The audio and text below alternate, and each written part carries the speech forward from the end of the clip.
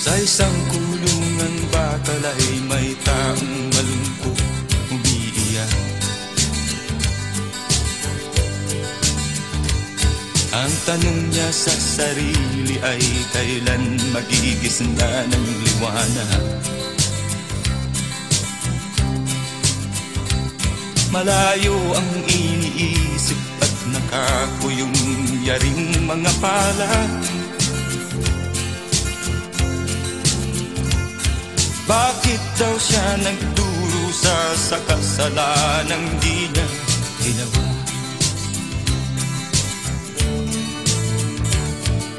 Kahapon lamang ay kapiling niya kanyang asawa at anak. Namumuhay nagtahimik sa isang munting tahanang may tuwa. Ang kaligayahan ay pinutol ng isang paratang sa kanya. Siya daw ang may sala sa isang krimen na di naman niya ginawa.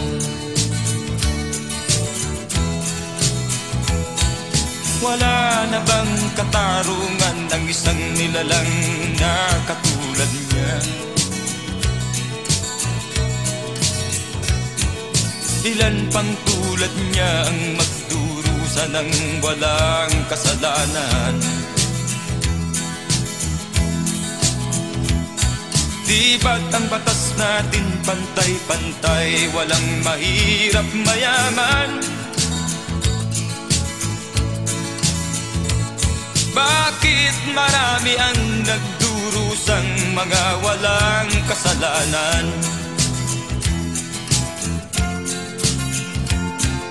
Mga ilang araw na lamang haharapin na niya ang bitayan. Paano niya isisigaw na siya'y sadyang walang kasalanan? Tanging ang Diyos lamang ang siyang saksi at siyang nakakaalam.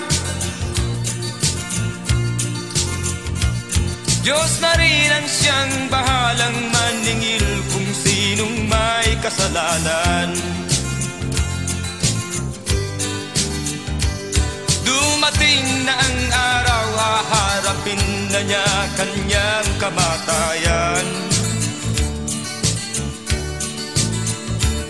Sa isang upuang bakal na kay dami ng buhay na inutang.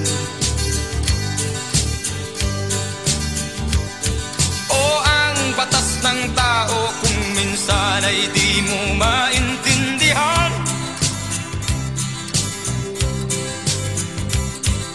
Ilan pang tulad niya ang magdurusa ng walang kasalanan?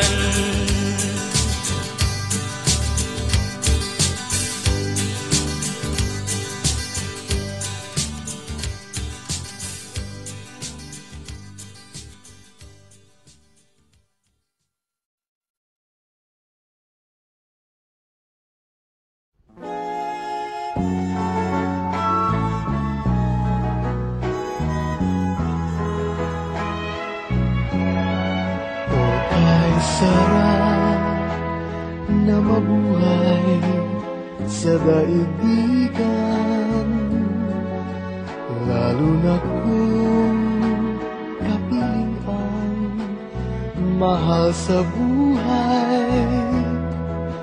Nang madama ang ligaya sa gabi't araw, nalimot mo ang lahat ay mayroong hangganan. Ngunit na ngayon naramdaman ang kalungkutan, ay noon mo naalala ang may kapal. Ang tao'y marupok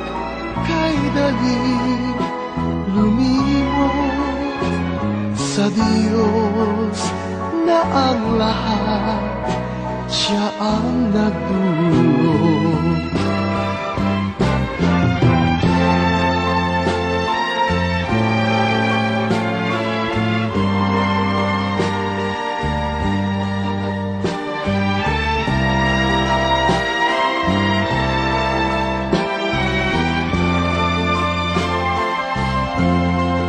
Nang madama ang ligaya sa gabi't araw, nalimot mong ang lahat ay mayroong hangganan. Ngunit nang iyong naramdaman ang kalungkutan, ay noon mo naalala ang may kapal. Ang tao'y marupok, kay daling lumibot sa Diyos na ang lahat, Siya ang nagdulot. Sa Diyos na ang lahat, Siya ang nagdulot.